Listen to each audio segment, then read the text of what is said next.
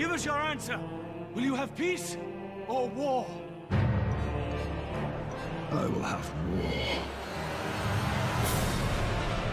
The third Hobbit film is the last piece of the puzzle.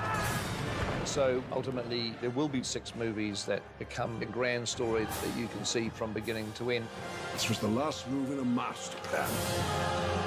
A plan long in the making. In the end, all these threads are going to intersect. Then people are going to see each story feeding into the other because they were always all part of the same story. Before you came along, we Bagginses were very well thought of. Hello, Mr. Bilbo. Never had any adventures or did anything unexpected. If you're referring to the incident with the dragon, I was barely involved. All I did was give your uncle a little nudge out of the door. Can you promise that I will come back? No. And if you do, you will not be the same. Having done The Lord of the Rings, it was a joy for us to go back and to weave in threads and characters and setups that ultimately do pay off in The Lord of the Rings. In The Hobbit, we also layer in and introduce the resurrection of Sauron. At the end of the Second Age, when Sauron was defeated, the White Council was formed to guard against the return of that evil. There is something at work beyond the evil of Smaug. Something far more powerful. Sauron! The Battle of the Five Armies is initiated by Sauron. His armies are going to make this attack. And so, ultimately, it is his first strike. Why show his hand now? Because we forced him.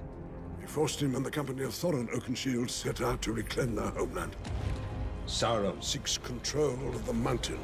For where it lies, its strategic position. If Sauron can take the Lonely Mountain, he begins to corner the kingdoms of the free peoples of Middle-earth. Rivendell, Lorien, the Shire, even Gondor itself will fall. And so the Battle of the Five Armies is really the first conflict in the War of the Ring. It really is one of the most critical moments in the history of Middle-earth. Up until this battle, the elves and the dwarves have been at each other's throats. And so you get finally the realization that there is a greater enemy that is more important for them to be fighting rather than each other, which takes you through into the Lord of the Rings. This peril belongs to all Middle-earth. They must decide now how to end it. It's the beginnings of the pieces of the puzzle that lead to the formation of the Fellowship and the great fight for Middle-earth. But ultimately, the most important part of the battle to save Middle-earth is this little ring.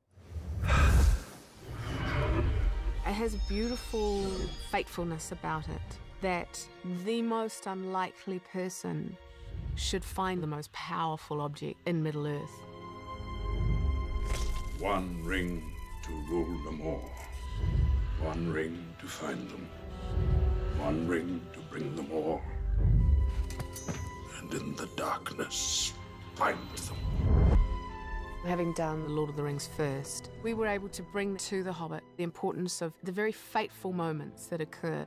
Most importantly of all, the fact that Bilbo doesn't kill Gollum. It's a pity Bilbo didn't kill him when he had the chance. Pity? It was pity that stayed Bilbo's hand. If Bilbo kills Gollum, Gollum is not there on Mount Doom to fall into the lava with the ring. It's easy to say, you know, you don't deserve to exist. But there was something in Bilbo that stopped him from doing that.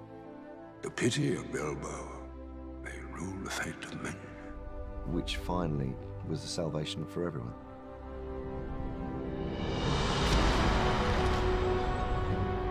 One day I'll remember. Remember everything that happened, the good, the bad. And how lucky I am that I made it home. Bilbo once told me his part in this tale would end, that each of us must come and go in the telling. There and Back Again, A Hobbit's Tale by Bilbo Baggins, and The Lord of the Rings by Frodo Baggins. You finished it.